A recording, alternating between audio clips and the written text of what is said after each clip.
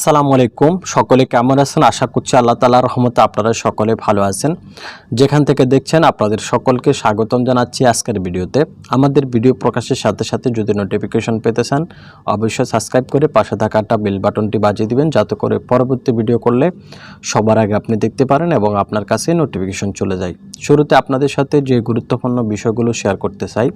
আপনারা অনেকে জানতে চাইছেন একটা বিষয় যে আপনারা যদি ওমান থেকে বাংলাদেশে যেতে হয় তাহলে সেক্ষেত্রে হোটেল বুকিং দিয়ে যেতে হবে কিনা।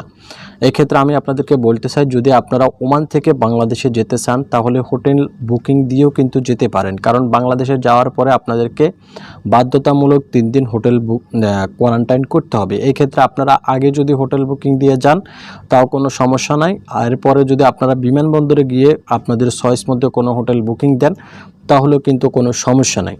এরপরে আপনাদের কাছে যদি কোনো টাকা পয়সা না থাকে বা আপনারা যদি অসহায় পরিস্থিতিতে থাকেন, সেই ক্ষেত্রে আপনারা যদি আশকোনা হজ ক্যাম্পে থাকতে চান তাহলে সেই ক্ষেত্রে বাংলাদেশ গভর্নমেন্টের পক্ষ থেকে আপনাদেরকে বলা হয়েছে, যদি আপনাদের সেখানে সিট খালি থাকে তাহলে সেই খালি থাকা সাপেক্ষে আপনাদেরকে আশকোনা হজ ক্যাম্পে 3 দিন হোটেল কোয়ারেন্টাইন করতে হবে। এক্ষেত্রে আপনাদের যাদের কোভিড-19-এর একটি টিকা নিয়েছেন, একটি ডোজ নিয়েছেন, তারাও কিন্তু 3 দিন কোয়ারেন্টাইন করতে হবে। আর আপনার যারা কোভিড-19-এর টিকা একেবারে নেননি তারাও কিন্তু 3 দিন হোটেল কোয়ারেন্টাইন করতে হবে। 3 দিন পরে আপনাদের কোভিড টেস্ট করা হবে। কোভিড টেস্ট করার পরে যদি আপনাদের ফলাফলটা নেগেটিভ আসে তাহলে আপনাদেরকে বাসায় গিয়ে 14 দিন কোয়ারেন্টাইন করতে হবে। আর আপনাদের যাদের একটা টিকা নেওয়া আছে তারা বাসায় যাওয়ার পরে 13 দিন কোয়ারেন্টাইন করতে হবে। আর আপনাদের যাদের কাছে 2 ডোজ টিকা নেওয়া আছে তাদেরকে কোনো প্রকার হোটেল কোয়ারেন্টাইন করা লাগবে না, শুধুমাত্র তারা সরাসরি বাসায় চলে যাবেন। বাসায় চলে যাওয়ার পরে সেখানে 14 দিনের কোয়ারেন্টাইনে থাকবেন। আশা করছি আপনারা এই বিষয়টা বুঝতে পারছেন। এরপরে আপনারা অনেকে প্রশ্ন করছেন যারা অলরেডি দেশে ছুটিতে গেছেন। ওমান এখন আপনারা জানেন বিমান চলাচলের উপর নিষেধাজ্ঞা দিয়েছে, প্রবাসীদেরকে আসা যাওয়ার উপর নিষেধাজ্ঞা দিয়েছে ওমান গভর্নমেন্টের পক্ষ থেকে।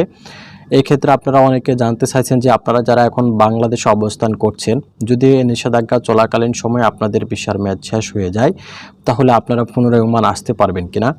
এখন পর্যন্ত ওমান গভর্নমেন্টের পক্ষ থেকে এমন কোনো ঘোষণা দেওয়া হয়নি যে যাদের ভিসা পতাকার মেয়াদ শেষ হয়ে যাবে তারা পুনরায় ওমান আসতে পারবেন না। তবে ওমান গভর্নমেন্টের পক্ষ থেকে অতীতে যে সকল সিদ্ধান্তগুলো নেওয়া হয়েছে সেখান থেকে আমরা বলতে পারি, যদি এই লকডাউনের সময় কারো ভিসা পতাকার মেয়াদ শেষ হয়ে যায় দেশে থাকা অবস্থায়, তাহলে তিনি আবার পুনরায় ওমানে আসতে পারবেন। এই জন্য আপনার আরবাবের সাথে অবশ্যই আপনাকে যোগাযোগ রাখতে হবে। আপনার আরবাব থেকে যদি আপনি পুলিশ থেকে ক্লিয়ারেন্স লেটার নিতে পারেন তার পরবর্তীতে আপনি কিন্তু আসতে পারবেন। এক্ষেত্রে আপনারা নিশ্চয় বুঝতে পারছেন, অতীতে কিন্তু যাদের 6-7 মাস হয়ে গিয়েছিল তারাও কিন্তু ওমান ফিরে আসতে পেরেছেন। এই ক্ষেত্রে আপনারাও কিন্তু ফিরে আসার সুযোগ সুবিধা রয়েছে।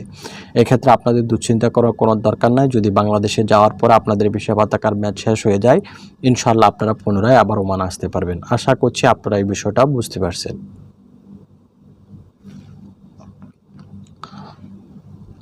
এরপরে আপনারা অনেকে একটা গুরুত্বপূর্ণ প্রশ্ন করছেন, যারা আউটপাসে দেশে গিয়েছেন তারা কি ওমান আসতে পারবেন কিনা। ওমান গভর্নমেন্টের পক্ষ থেকে এখন পর্যন্ত এমন কোনো ঘোষণা দেওয়া হয়নি যে যারা আউটপাসে দেশে চলে গেছেন তারা পুনরায় ওমান আসতে পারবেন।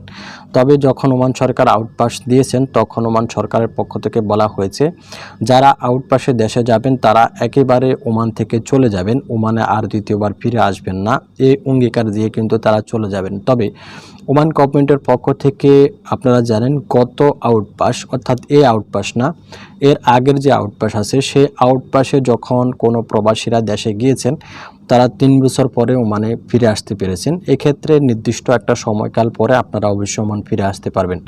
তবে আউটপাসের সময়সীমা যেহেতু এখনও শেষ হয়নি সেহেতু এখনও বলা যাচ্ছে না, হয়তো কোনো এক সময় ওমান গভর্নমেন্টের পক্ষ থেকে নতুন কোনো সিদ্ধান্ত আসতে পারে আউটপাসে যে সকল প্রবাসীরা দেশে গেছেন তারা আসার ব্যাপারে।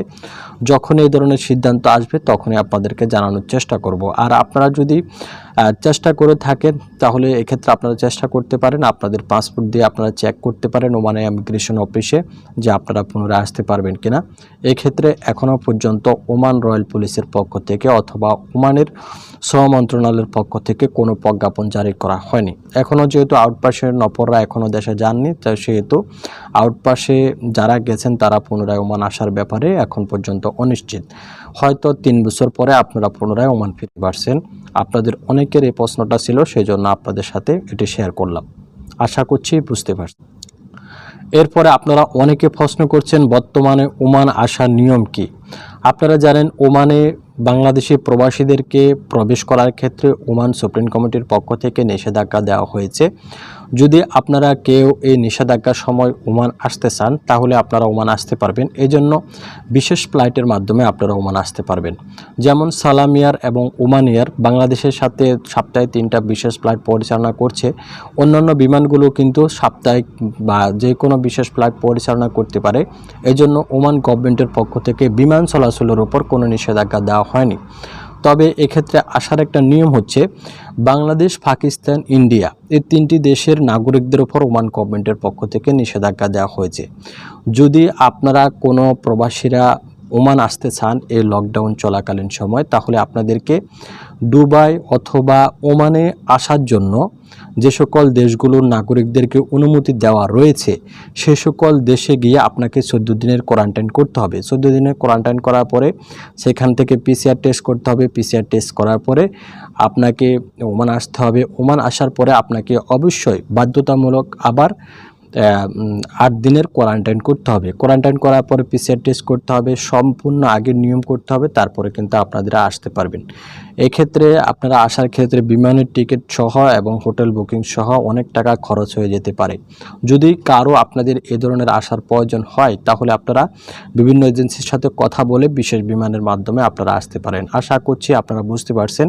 এই ধরনের কাজগুলো বিভিন্ন রিক্রুটিং এজেন্সিগুলো করে থাকেন, যারা প্রবাসীদেরকে এক স্থান থেকে নিয়ে আরেক স্থানে কোয়ারেন্টাইন করিয়ে কিন্তু ওমান নিয়ে আসতে পারবেন। যেমন সৌদি আরবে কিছুদিন আগে সৌদি আরবে যে সকল প্রবাসীদেরকে সরাসরি প্রবেশে নিষেধাজ্ঞা ছিল যে সকল দেশগুলো, সে সকল দেশের নাগরিকরা ওমান এসে 14 দিনের কোয়ারেন্টাইন করে তারপরে সৌদি আরবে প্রবেশ করতে পারবেন।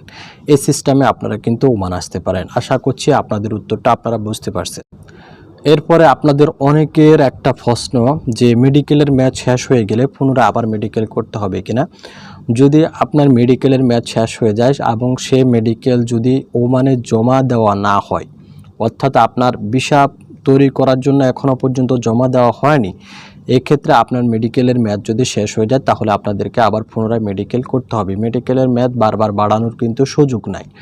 এক্ষেত্রে নিশ্চয় আপনারা আপনাদের উত্তরটা বুঝতে পারছেন। যদি আপনাদের মেডিকেলের ম্যাচ শেষ হয়ে যায় এই লকডাউন চলাকালীন সময়, যদি আপনারা ওমানের ভিসা তুলতে না পারেন তাহলে সেক্ষেত্রে আপনাদেরকে পুনরায় মেডিকেল করতে হবে। আশা করছি বুঝতে পারছেন। আর যদি মেডিকেল জমা হয়ে যায় আর যদি মাজুনি সহ জমা হয়ে যায় তাহলে সেক্ষেত্রে পরবর্তী সময় আপনাদের মেডিকেল আর করা লাগবে না। এখন বর্তমান সময়ে ওমানে ভিসা উত্তোলন স্থগিত রয়েছে।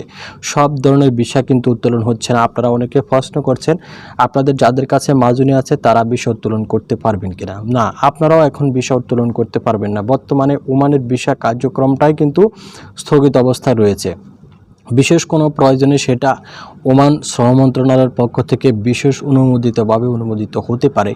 এটা কিন্তু বিশেষ একটা ব্যাপার। কিন্তু আম জনতার জন্য এখন ঢালাওভাবে ভিসা যেমন আগে জমা দিলে উঠে যেত, এখন কিন্তু আর সেভাবে কিন্তু উঠে না। যাদের যাদের মাজুনি রেডি আছে আপনারা মাজুনি রেডি রাখতে পারেন। পরবর্তী সময় যখন ওমানের করোনা পরিস্থিতি স্বাভাবিক হবে এবং ওমানের সব কিছু যখন স্বাভাবিক নিয়মে চলবে তখন আপনারা ভিসাটা তুলে নিতে পারবেন। আর করোনা পরিস্থিতির পর ভিসার সংখ্যা ওঠার সংখ্যা কিন্তু কমে গিয়েছিল, এখন তো একেবারে নাই বললে চলে। তো এক্ষেত্রে আপনারা যারা বাংলাদেশ থেকে আসবেন, আপনারা যারা ভিসা তুলবেন, আপনাদের যাদের কাছে ভিসা আছে আপনাদের সকলকে অপেক্ষা করতে হবে। আশা করছি আপনারা আপনাদের উত্তরটা বুঝতে পারছেন। এরপরে আপনাদেরকে আরেকটা গুরুত্বপূর্ণ প্রশ্ন জানাতে চাই, সেটি হচ্ছে আপনারা অনেকে চিন্তিত হয়ে একটা প্রশ্ন করছেন যে আপনারা অনেকে বাড়িতে রেমিটেন্স পাঠাবেন, টাকা পয়সা পাঠাবেন, সেই ক্ষেত্রে আপনাদেরকে ট্যাক্স দিতে হবে কিনা। ট্যাক্স দিতে হলে কত % ট্যাক্স দিতে হবে সেজন্য আপনারা অনেকে প্রশ্ন করেছেন এবং আপনারা এই ট্যাক্সের বিষয়টা অনেকে বুঝছেন না। অনেকে মনে করছেন এই ট্যাক্সের পরে কিন্তু আপনারা একেবারে ফকির হয়ে যাবেন, সব ট্যাক্স সরকার নিয়ে নেবে, এরকম কিছু ধারণা আপনারা ভাবছেন। অনেকে ভাবছেন যে আপনাদের খরচ একেবারে বেড়ে আকাশচুম্বী হয়ে যাবে, এমন কিছু না। আপনাদেরকে বলতে চাই যদি আপনারা বাংলাদেশে কোনো পয়সা পাঠাতে চান, কোনো এক্সচেঞ্জের মাধ্যমে আপনারা বাংলাদেশে কোনো পয়সা পাঠাতে চান, সেই ক্ষেত্রে এক্সচেঞ্জ থেকে আপনাদের 5% ব্যাট কাটা হবে। অর্থাৎ আপনারা জানেন যদি আপনি বাংলাদেশে কোনো টাকা পাঠান তাহলে সর্বোচ্চ 2 রিয়াল পর্যন্ত আপনাকে চার্জ দিতে হয়। সেই 2 রিয়ালের ভিতরে আপনাকে 5% ব্যাট দিতে হবে। অর্থাৎ আপনি যদি বাংলাদেশে 1 লাখ টাকাও আপনি পাঠান তাহলে সেক্ষেত্রে আপনাকে 2 রিয়াল চার্জ দিতে হবে। ওই 2 রিয়ালের চার্জের 5% ব্যাট দিতে হবে। পুরা টাকার উপর আপনার কোনো ব্যাট আসছে না। এক্ষেত্রে হয়তো 50 পয়সা বা সর্বোচ্চ 100 পয়সা পর্যন্ত আপনাদের ব্যাট আসতে পারে। আশা করছি আপনারা এই বিষয়টা বুঝতে পারছেন। আপনাদেরকে ঢালাওভাবে যদি আমি বলি যে যদি স্বর্ণের ক্ষেত্রে যদি আপনাদেরকে উদাহরণ দিয়ে আমি বলি, যদি আপনারা কখনো স্বর্ণ ক্রয় করেন আর স্বর্ণের মূল্য যদি 500 রিয়াল হয়ে থাকে তাহলে সেক্ষেত্রে 500 রিয়াল বাবদ আপনাদেরকে 25 রিয়াল ব্যাট দিতে হবে। আশা করছি আপনারা বুঝতে পারছেন। খাদ্য সামগ্রী যতগুলো রয়েছে, খাদ্য আইটেম যতগুলো রয়েছে, ওষুধ আইটেম যতগুলো রয়েছে সবগুলো কিন্তু ব্যাটের আওতামুক্ত রয়েছে। আর অনেকে কিন্তু ওমান ঘুরতে আসবেন, ভিজিট ভিসা আসবেন, 90 দিনের ভিসা আসবেন, তারা যদি ওমানে এসে কোনো সামান ক্রয় করেন তাহলে সেক্ষেত্রে আপনাদেরকে ট্যাক্স দিতে হবে না। আপনাদেরকে বিমানবন্দরে ট্যাক্সটা রিটার্ন করার জন্য, রিফান্ড করার জন্য একটা ডেস্ক থাকবে। সেই ডেস্কে আপনাদের মালামাল জমা দিলে সেখান থেকে আপনাদেরকে 5% ট্যাক্সটা রিটার্ন করা হবে। আশা করছি বুঝতে পারছেন।